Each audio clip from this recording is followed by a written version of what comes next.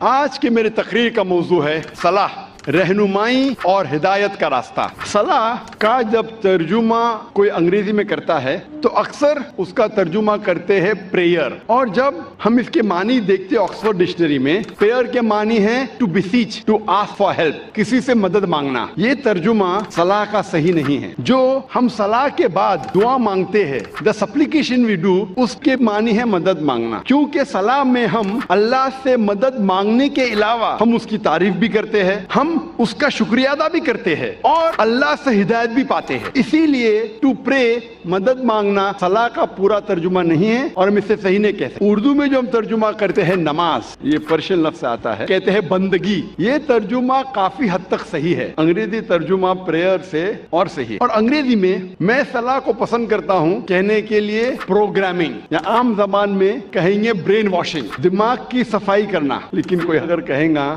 آذان سننے کے بعد آپ کہاں جا رہے اور کہیں گے I'm going for brain washing، میں دماغ کی صفائی کرنے کے لیے جا رہا ہوں، تو عجیب لگتا ہے۔ تو کہ انگریزی میں کہیں گا کہ میں پریئر کے لیے جا رہا ہوں، مجھے کوئی حرج نہیں ہے، لیکن یہ کہنا چاہتا ہوں پریئر جو انگریزی لفظ ہے وہ صلاح کا صحیح ترجمہ نہیں ہے۔ میں پسند کرتا ہوں کہنے کے لیے پروگرامنگ ٹورڈز رائچسنس، یا صلاح رہنمائی اور ہدایت کا راستہ ہے۔ جب بھی ہم یہ لفظ پروگرامنگ سنتے ہیں فوراً ہمارے دماغ میں کمپیوٹر آ جاتا ہے۔ اگر آپ مجھے اجازت دیں گے کہ میں انسان کو ایک مشین کہوں تو مجھے یہ کہنا پڑے گا کہ انسان دنیا کی سب سے بہترین مشین ہے، انسان دنیا کی سب سے بہترین کمپیوٹر ہے۔